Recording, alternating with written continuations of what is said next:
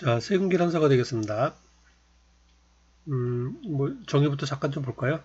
세금 계산서란 부가가치세 과세거래에서의 거래 징수를 확인하기 위해서 공급하는 사업자가 공급받는 자에게 발급하는 증서이다. 거래 증빙이라고 보시면 되겠습니다. 거래 증빙. 그리고 거래 증빙이고 세금을 주고받았다, 부가가치세를 주고받았다를 확인하는 증서가 되겠습니다. 그래서 세금 계산서는 과세거래와 거래 징수에 관한 증빙 서류로서의 역할을 한다. 세금, 그리고 거래에 관한 역할, 그래서 과세자료, 청구서, 기장의 근거 자료로 이용되기도 한다. 라고 되어 있습니다. 자, 세금계산서가 이렇게 생겼습니다. 부가가치세법 별지 서식에 나와 있는 서식이에요. 그래서 이렇게 되어 있고, 이제 그 재화를 공급하는 자, 즉 판매하는 사람이 발행을 하고 두 장을 발행을 해서 판매하는 사람 하나 갖고 그리고 사가는 사람, 즉 공급받는 자라고 그러는데 공급받는 자가 하나 갖고 그래서 두 종류로 발급이 됩니다.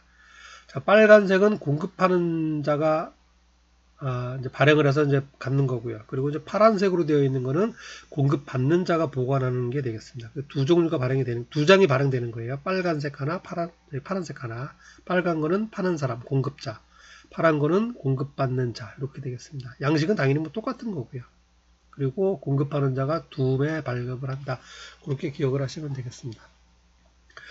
좀 구체적인 내용을 보면은 여기 이제 진하게 이렇게 박스로 묶여져 있는 게 필수적 기재사항입니다. 필수적 기재사항. 그래서 이 내용이 기재되어 있지 않으면은 세금계산서로서 인정을 받지 못하는 거예요. 그리고 이제 나머지 부분은 뭐 기록이 뭐 누락되어도 세금계산서로서의 역할에는 이제 지장은 없는 거고요. 어쨌든 진하게 되어 있는 게 필수 기재사항이라고 보시면 되겠습니다. 자, 조금 이제 구체적으로 내용을 좀 살펴보면은, 자, 상단 좌측에 이제 공급자라고 되어 있고요. 공급자. 그 다음에 상단 우측에는 공급받는 자 되어 있습니다. 파는 사람, 그 다음에 받는 사람이에요. 사가는 사람이에요. 그리고 파는 사람의 인적사항이 되겠습니다. 사업자 등록번호, 상호, 성명, 세 가지 필수 기재사항입니다. 그리고 주소가 들어가 있고요. 그리고 업태와 종목, 이메일이 들어가 있습니다. 도소매업, 그 다음에 종목은 이제 품목이 되겠죠. 악기, 이렇게 되고요. 그 다음에 공급받는 자도 마찬가지예요. 사업자 등록번호는 필수 기재사항이고, 나머지는 이제 어떤 부수 임의적 기재사항이지만은 대부분 다 기록되어 있죠. 상호, 성명, 주소, 그 다음에 업태 종목, 이메일, 주소 이렇게 되어 있습니다.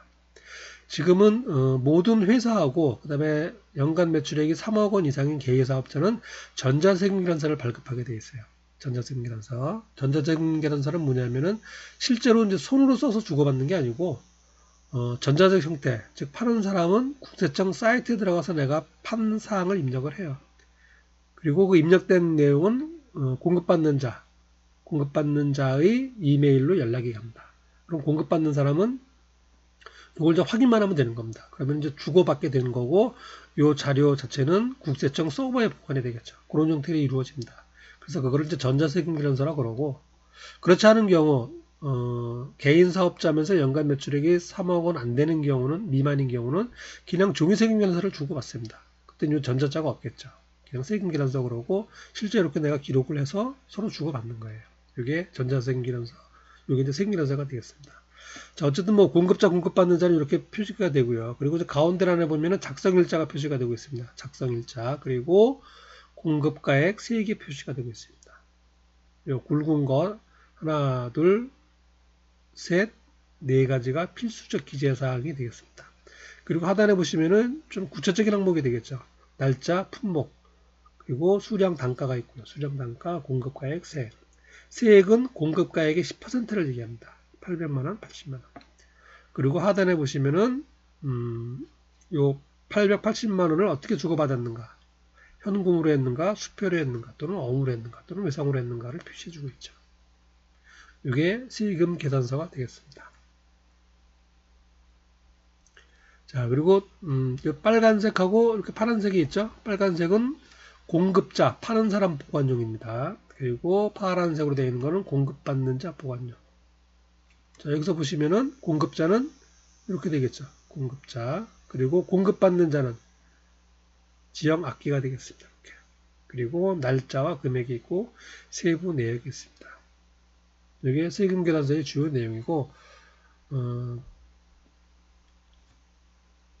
저희들이 이제 그 전산회계 시험 볼 때는 이제 문장으로서는 표시가 되지만은 실제 이제 실무에서 하게 되면은 이 세금계산서를 보고 회계 자료를 내용을 입력을 하게 되겠습니다. 자, 교과서 내용 잠깐 살펴보겠습니다. 교재 268쪽에 되겠습니다. 세금계산서. 거래징수, 그 다음에 이제 과세거래에서의 거래징수를 확인하기 위해서 발급하는 증서다라고 되어 있고요. 그리고 종류가 이렇게 나와 있습니다. 그러니까 지금 본 게 이제 세금계산서가 되겠고요. 대표적인 세금계산서죠. 여기서 얘기하는 세금계산서는 이제 이론상 이렇다는 얘기입니다. 세금을 계산할 수 있는 그 증빙 서류의 종류예요. 적격 증빙이라고 흔히 얘기를 합니다. 그 증빙의 종류가 이렇게 여러 가지가 있는데 그 중에 대표적인 게 세금계산서가 되겠습니다. 그리고 일반 영수증을 주고받기도 하고요. 그리고 수입하는 경우에는 세관장이, 즉 관세청장이 되겠죠. 관할하는 세관장이 수입세금계산서를 발급하고요. 그리고 이제 면세사업자인 경우는 세금이 없는 계산서를 발급합니다. 면세사업자. 그리고 나중에 이제 저희가 일반 그러니까 매입매출 전표 입력할 때 해당되는 거 나오면 그때 설명을 좀 드리도록 하겠습니다. 그래서 세금계산서도 종류는 이렇게 여러 가지가 있다라고 보시면 되겠습니다. 뭐 하나하나 다 뭐 기억하실 것까지는 없고요. 세금계산서에 대해서만 정확히 알고 계시면 되겠습니다. 자, 그리고 필요적 기재사항이에요. 필수적으로 기재해야 된다는 얘기입니다. 이 중에서 기록이 하나라도 빠져 있거나 잘못 기록되어 있는 경우는 세금계산서로서 인정을 받지 못합니다. 아까 네 가지 말씀을 드렸었죠. 공급하는 사업자의 등록번호와 성명, 명칭, 회사명하고 대표자 이름이죠. 그리고 공급받는 자는 등록번호만, 사업자 등록번호만 있으면 되고요. 그리고 공급가액과 부가가치세, 그리고 작성연월 네 가지가 필수 기재사항입니다. 나머지 사항은 뭐 임의적 기재사항 그렇게 얘기를 하고요. 자, 그리고 이제 전자세금계산서 조금 전에 말씀드린 대로 전자세금계산서 발급하는 사람은 법인사업자 모든 회사는 전부 다 그 전자세금계산서로 발급해야 됩니다. 그리고 개인사업자인 경우 직전 연도의 사업장별 재원화 용역의 공급가액 매출액이에요. 매출액이 3억 원 이상인 개인사업자는 전자세금계산서를 발급해야 된다. 즉 손으로 이제 써서 뭐 주고받는 게 아니고 국세청에다가 직접 내가 입력한다는 얘기예요. 이렇게 팔았습니다라고 입력을 하고 그런 거 입력된 내용이 매입자한테 전달이 돼서 매입자가 확인해 주게 되면은 세금계산서 발급하고 발급받게 된 거로 간주된다는 얘기입니다. 이게 전자세금계산서가 되겠습니다. 그리고 규모가 좀 큰 회사라든가 그런 경우라면 이제 직접 그 입력을 하기도 하고요. 국세청. 그렇지 않은 사업자 규모가 좀 작다든가 그러면은 세무사에 맡겨서 이렇게 대리 발급하게 해주죠. 그러니까 세무 대리를 시킨다는 얘기죠. 그런 시스템으로 되어 있습니다. 그리고 이제 원칙적으로는 세금계산서는 원칙적으로 재화 용역이 공급 시기에 발급하여야 한다라고 되어 있습니다. 그러니까 상품을 파는 날 공급 작성을 해야 된다는 얘기예요. 발급해 줘야 된다는 얘기인데 다만 예외가 있습니다. 예외사항 두 가지만 기억을 하시면 되겠습니다. 실질적으로 이제 실무에서도 많이 발생하는 내용입니다. 사업자가 재화 또는 용역이 공급 시기가 도래하기 전에 세금계산서를 발급받고 세금계산서 발급일로부터 7일 이내에 대가를 지급받은 경우에는 적법하게 세금계산서를 발급한 것으로 본다. 실제로 이제 물건을 팔고 세금계산서를 줬죠. 그리고 돈은 이제 7일 이내로 받으면은 그러면은 그 날짜에 세금계산서가 발급된 날짜에 정확하게 그냥 그 발급한 것으로 인정해 준다 그 얘기입니다. 미리 했대로 7일 이내에 하게 되면. 그래서 요거 하나 좀 기억하시고요. 그리고 두 번째로 요것도 이제 실무에서 많이 발생을 합니다. 동그라미 1번이요. 거래처별로 이 여월의 한 달간의 공급가액을 합계해서 해당 월의 말일자를 작성연월일로 해서 세금계산서를 발급하는 경우. 그러니까 거래가 빈번하게 이루어지는 경우예요. 그럴 때는 매번 그 세금계산서를 주고받기가 쉽지가 않겠죠. 그런 경우에는 이제 거래가 워낙 많으니까 그 말일자로 발행을 합니다. 말일자로 해갖고 그러니까 예를 들어서 이제 10월 1일부터 10월 30일까지의 거래를 계산을 해서 그거를 11월 10일까지 세금계산서를 발급하는 거예요. 한 달씩 묶어가지고. 그거는 인정해 준다고 얘기입니다. 원칙은 물건을 파는 날, 상품을 파는 날짜로 해야 되는데 이런 경우 자주 발생하니까 거래가 워낙 많으니까 한 달치를 묶어서 그 다음 달 10일까지 발급할 수 있다. 인정해 준다는 얘기가 되겠습니다. 실무상 편의를 위해서 인정해 주는 거죠. 그리고 아까 7일 이내에 한다라는 거. 공급하기 전에 이제 물건 팔기 전에 미리 했지만은 7일 이내에 돈 주고 받고 물건 보내고 했으면 인정해 준다 그 얘기입니다. 이 두 가지는 세금 계산서로서 내용으로서 기억을 하시면 되겠습니다. 자, 그리고 수입하는 경우에요. 수입하는 경우는 세관장은 수입되는 재화에 대하여 관세청장이 정하는 바에 따라서 세금 계산서를 수입자에게 발급해야 한다. 세관장이 발급한다 얘기가 되겠습니다. 외국으로부터 수입하니까 수입하는 경우 외국 파는 사람은 이제 외국 사람이잖아요. 외국 기업이잖아요. 외국 기업에서 발행을 해줘야 되는데 나라마다 이제 법이 틀리다 보니까 그런 경우는 국내에서 어차피 세관장을 통해서 들어오니까 뭐 인천세관으로 들어오든 뭐 부산으로 들어오든 이제 국경을 통과해야 되니까 그곳을 관할하는 세관장이 발급을 해준다 그 얘기가 되겠습니다. 되어 있고요. 그리고 이제 발급된 세금 계산서가 틀리는 경우가 있겠죠. 그리고 이제 틀린 경우도 있고 추후에 그 수정사항이 발생하는 경우도 있겠죠. 그런 경우는 이렇게 고쳐주면 되겠습니다. 고쳐서 추가로 더해주는 거, 추가로 더 발급하면 되고요. 뭐 금액을 빼줘야 된다라든가 하는 거는 거꾸로 마이너스 금액을 쓰거나 여기처럼 뭐 붉은색으로 쓰거나 그래서 세금계산서를 추가로 더 발급을 하면 된다는 얘기예요. 그런 것들을 묶어서 그냥 수정세금계산서 그렇게 얘기합니다. 일반 세금계산서 발급하는 거랑 똑같습니다. 똑같은데 기존 내용을 바꾸는 거기 때문에 이제 수정세금계산서다 그렇게 얘기를 하고 있습니다. 그래서 재화가 환입되는 경우, 팔았는데 다시 반품되는 경우에요. 그런 경우. 그리고 계약이 해제되는 경우, 해지되는 경우죠. 그리고 추가로 공급하거나 추가로 차감되는 경우. 그리고 일반적으로 그냥 팔았는데 나중에 이제 수출로 바뀌는 경우에요. 그때 영세율이 적용돼야 되기 때문에 이제 추가해줘야 된다는 그런 얘기. 그리고 착오로 잘못 적은 경우. 착오로 2장 발급한 경우. 이런 경우가 발생하겠죠. 그럴 경우는 수정해서 다시 발급하면 된다. 그런 얘기가 되겠습니다. 자, 그리고 뭐 이거 영수증 뭐 이런 얘기들은 나중에 저희가 문제를 풀면서 해당되는 게 나올 때 그때 설명을 드리도록 하겠습니다. 자, 이론적인 내용은 이제 이 정도 살펴보고요. 그리고 이제 문제를 풀면서 이론적으로 필요한 내용이 나오면은 그때 교과서를 찾아서 설명을 드리도록 하겠습니다.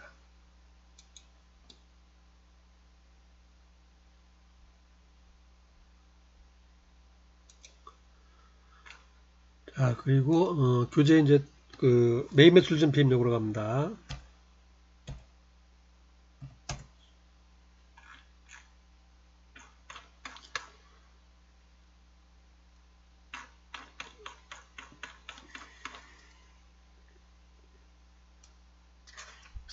교재 377쪽이 되겠습니다.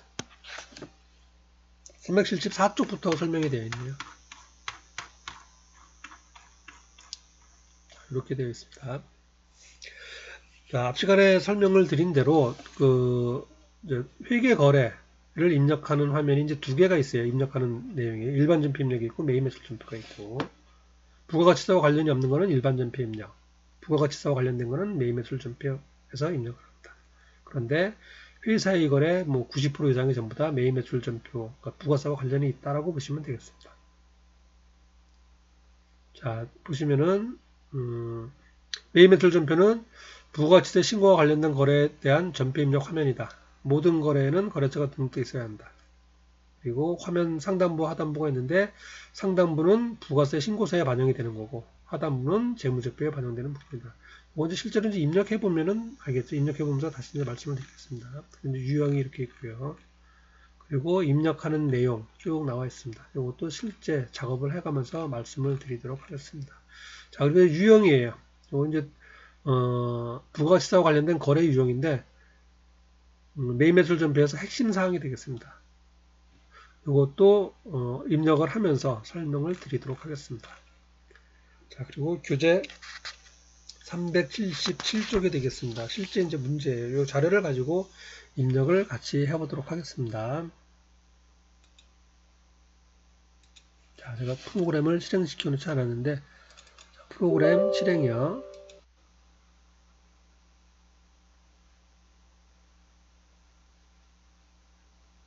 자, 전산액의 1급, 급수가 이렇게 4개가 있었죠? 4가지. 그 중에서 우리는 전산액의 1급, 그리고 드라이브는 C가 되겠고요. 회사 코드는 입력하던 회사 501과 한국전자 하나입니다. 확인. 자, 전체 메뉴가 되겠죠? 자, 그동안 일반 전표 입력을 했어요. 일반 전표 입력. 자, 전표 입력에서 두 가지가 있습니다. 지금 매일 매출 전표 입력 있고 일반 전표 입력 있고. 전자세금에서 발행한다는 얘기는 요 프로그램을 이용해서 국세청 서버에다가 세금인란서를 보내준다, 그런 메뉴가 되겠습니다. 보내주는 그런 메뉴가 되겠어요. 실무에서 사용하는 메뉴고, 저희도 전산액의 1급에서는 이게 해당 사항이 없는데 나중에 한번 요거 화면상으로 보여드리도록 하겠습니다. 자, 어쨌든 오늘은 메인 매출 전표 입력이 되겠습니다. 자, 그 전에 이제 일반 전표 입력을 이제 확인만 한번 해볼게요. 지금 일주일 쉬고 그렇게 작업을 하는 거니까 화면상 한번 그냥 보도록 하겠습니다. 차변대변, 출금, 계정 과목, 거래처, 적요, 이렇게 해서 차변대변 금액 있고 날짜 있고, 회계 입력 사항이죠. 화면 하단에 입력된 내용이 표시가 되고요. 이게 일반 전표 입력이었습니다. 날짜, 차변대변 금액, 이게 핵심이죠. 회계 처리하는 것. 자, 다음에 이제 메인 매출 전표 입력이 되겠습니다. 메인 매출 전표 입력. 자, 화면을 보시면은 이렇게 되어 있어요. 탭이 있죠, 탭. 이렇게 탭이 있는데, 요거는 이제 유형별로 좀 자주 하는 그런 것들 하라고 이렇게 이제 구별되어 있는 거고, 저희는 요거는 이제 사용할 일이 없고 그냥 전체 입력으로 하시면 되겠습니다. 전체 입력. 전체 입력하면은 해당되는 거대로 이제 유형 선택하는 거대로 일로 나눠져요. 그래서 큰 의미가 있는 건 아니고요. 실무에서는 이제 이게 도움이 될 수가 있겠습니다. 입력한 전표를 가지고 매출 과세라든가 카드 과세 이런 것만 따로 살펴보기 위해서 분류해 놓는 게 좋겠죠. 그래서 있는 거고, 저희들이 이제 그거랑은 상관이 없으니까 전체 입력 메뉴에서 그냥 입력을 하면 되겠습니다. 아까 잠깐 살펴본 대로 상단 부분하고 하단 부분 나눠져 있는데, 상단 부분 보면 가만 보면은 품목, 수량, 단가, 공급가액, 부가세 이런 말들이 있어요. 부가세 신고서로 들어가는 내용들입니다. 그리고 화면 하단에 보시면은 계정 과목, 차변, 대변이 있어요. 이게 회계 장부로 들어가는 내용이 되겠습니다. 그래서 메인 매출 전표에는 일반 전표랑은 틀리게 부가가치세와 관련된 내용들이 들어가 있다라고 보시면 되겠습니다. 자, 입력을 한번 해보도록 하겠습니다. 교재 377쪽 문제 4월 5일자가 되겠습니다. 하이마트에 제품을 판매하고 세금인란서를 발급하였다. 내가 파는 거예요. 나는 한국전자죠. 그리고 거래처는 하이마트가 되겠습니다. 품명은 이렇게 팔고 100개, 한 개당 50만원. 그래서 5천만원, 500만원 현금으로 받은 거죠. 그리고 이렇게 팔았으면 아마도 세금 계산서가 이렇게 발급이 됐을 거예요. 이건 내가 되는 거고요. 이건 사관 쪽이 되는 거고. 5천만 원이라 그랬죠? 공급가액이 5천만 원. 세액은 500만 원. 그리고 품목, 수량 아까 단가 있었죠. 이 내용이 되는 겁니다. 이 내용을 아마 주고받았을 거예요. 내가 국세청에다 입력을 했고 거래처는 확인을 했을 겁니다. 요거를 이제 우리가 프로그램 상에다 입력을 하는 거예요. 자, 입력을 해보도록 하겠습니다. 일단 처음엔 날짜죠, 날짜가 4월 5일인데 일반 전표 입력하고 마찬가지로 그냥 엔터키를 치면은 화면 하단으로 내려가고 4월달 한 달 동안의 내역을 입력을 할 수가 있습니다. 날짜예요. 4월 며칠인가. 하단에 보시면은 간단한 도움말이 나오죠. 일을 입력하세요. 4월 5일이 되겠습니다. 5일. 그리고 자, 번호는 그냥 건너뛰었습니다. 전표 번호예요. 일반 전표 입력하고 똑같이 자동으로 매겨집니다. 물론 F3을 눌러서 정정을 해줄 수는 있는데 실무에서는 고칠 일이 생길지 모르겠지만 저희 교육용에서는 해당 사항이 없다라고 보시면 되겠습니다. 자, 그리고 이제 유형이 나왔습니다. 유형. 일반 전표 입력에서는 이제 유형에서 출금 전표냐, 입금 전표냐, 차변, 대변 그런 게 있었죠. 여기서는 그게 아니고 부가가치세 유형을 선택하는 겁니다. 이게 지금 여기서 입력되는 내용들이 부가가치세 신고서에 자동으로 반영이 돼요.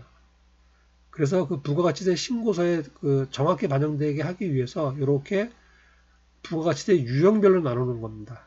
이 중에서 지금 이제 이 제품을 판 거래가 어디에 해당되는가 선택하라는 얘기예요. 자, 지금은 이제 큰 것만 말씀을 드리겠습니다. 파는 경우는 여기서 고릅니다. 매출에서. 내가 판매하는 경우, 매출에서. 그리고 내가 사오는 경우에 내가 돈을 쓴 경우입니다. 그때는 여기서 골라요. 매입에서. 매출, 매입. 파는 경우 매출, 사오는 경우는 매입. 그렇게 고르고요. 그리고 파는 경우도 이제 여러 가지가 있습니다. 10% 과세 매출되는 거, 수출하는 거, 영세율이라 그래요. 그리고 부가세가 없는 거, 면세품을 파는 경우. 증빙이 없는 경우에요. 그런 경우도 있습니다. 그럼 이제 간이가세제는 우리 회사는 간이가세제가 아니기 때문에 이제 15번은 해당 사항이 없습니다. 이거는 이제 혹시 이제 여기 지금 회계 처리하는 사람이 간이가세자인 경우에 이제 쓰는 거란 얘기고요. 그리고 이건 직접 수출하는 경우, 이거는 수출업자한테 납품하는 경우가 되고요. 그리고 카드로 파는 경우, 카드 과세, 카드 면세, 카드 영세율 이렇게 되는 거고요. 이거는 면세품인 경우, 증빙이 없는 경우. 그리고 전자화폐도 이제 해당 사항이 없어요. 요즘에 예전에 현금 출납기인가 뭐 그거 할 때 하던 거고 저희 지금은 해당 사항이 없습니다. 그리고 현금 영수증으로 주고받는 경우, 현과 현면, 현형 이렇게 되어 있습니다. 어쨌든 파는 경우는 여기서 골라주는데 가장 대표적이고 가장 중요하고 가장 많이 나오는 것 11번이 되겠죠. 세금계산서 주고받고 10%인 경우가 11번이에요. 팔면서 세금계산서 발행했다. 대개 이거 거의 다 이거겠죠. 그게 11번이 됩니다. 지금 같은 경우도 마찬가지예요. 제품을 매출하고 세금계산서를 발급하였다. 그러면은 11번이라는 얘기입니다. 11번. 그리고 품목, 수량, 단가는 자료에서 주어지는 대로 입력을 하면 됩니다. 예를 들어서 그냥 전자제품이라고 되어 있어요. 전자제품. 입력하고요. 키보드를 통해서 입력을 하고 엔터키를 칩니다. 수량, 자료에 있으면 입력하고요. 없으면 지나가면 되겠죠. 지금 여기서는 수량이 100개, 단가가 50만원이라고 있습니다. 50만원. 50만원 입력했죠. 전자제품 100개, 단가 50만원. 엔터키를 치면은 이렇게 공급가액하고 부가가치세가 자동으로 입력이 돼요. 공급가액은 수량 곱하기 단가가 되겠죠. 5천만원. 부가가치세는 요 금액의 10%로 자동으로 계산이 됩니다. 자, 그리고 이제 코드 거래처명, 공급처명, 이제 거래처명이죠, 이게 나오는데, 이 메인 매출은 이 부가가치세와 관련된 거래이기 때문에 모든 거래에 대해서 상대방이 있어야 됩니다. 부가가치세를 부과해야 되니까요.